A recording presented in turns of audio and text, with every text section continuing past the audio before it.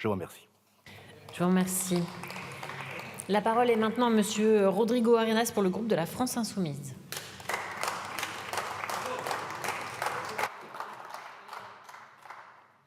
Présidente.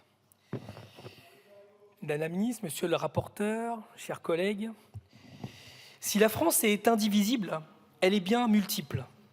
De l'Hexagone jusqu'à l'océan Indien, ses habitantes et habitants sont riches d'une culture commune qu'ils ont construite depuis plusieurs siècles et de ces cultures locales qui font la particularité de notre nation.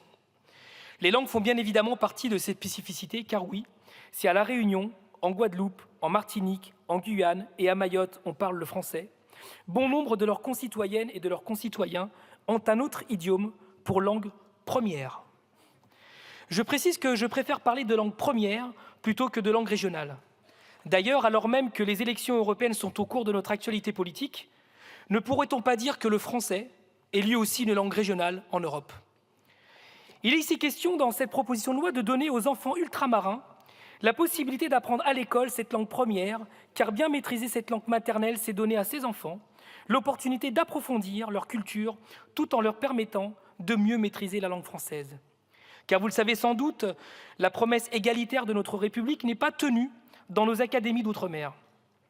Pour s'en persuader, il suffit d'observer ce qu'il se passe à Mayotte, où l'on a des milliers de jeunes non scolarisés, des classes bondées, une absence de cantine scolaire, un bâti scolaire délabré, des écoles vétustes, où l'eau potable même fait défaut. Je vous le dis, les académies ultramarines ne peuvent pas être les oubliés de la République. Pour rappel, en 2023 encore, les évaluations de niveau montraient des écarts considérables, puisque 21,5% des élèves entrant en 6e à La Réunion avaient une maîtrise insuffisante ou fragile du français. 25% à la Martinique, 28,7% à la Guadeloupe, 44,2% en Guyane et 75,4% à Mayotte, contre 13% au niveau national. Dans une analyse de la situation scolaire dans les académies d'outre-mer, un rapport de la Cour des comptes expliquait en 2020 que si nous devions affirmer une forte revendication à l'égalité de traitement des élèves dans ces territoires, il fallait néanmoins que l'Éducation nationale apprenne à y appliquer différemment certains dispositifs scolaires. Il est aujourd'hui proposé d'utiliser les langues premières pour tenter d'y remédier. Il y a plus de 10 ans maintenant, la loi pour la refondation de l'école de la République a d'ailleurs inscrit la possibilité du recours à ces langues pour l'acquisition du socle commun de connaissances, de compétences et de culture. Cela s'est traduit dans le Code de l'éducation par cette formulation des approches pédagogiques spécifiques. Il s'agit aujourd'hui de préciser quel type de pratique, en l'occurrence l'apprentissage des langues premières. Nous avons dans les académies ultramarines des enfants qui vivent dans ces communautés multilingues et ce n'est qu'à l'école qu'ils découvrent le français. Ce décalage de connaissances aboutit souvent à des résultats d'apprentissage médiocres, des redoublements et des abandons scolaires. Mais pour bien faire, il faudra aussi valoriser cette langue parlée dès la petite enfance. C'est cela qui permettra aux jeunes d'être reconnus dans son identité.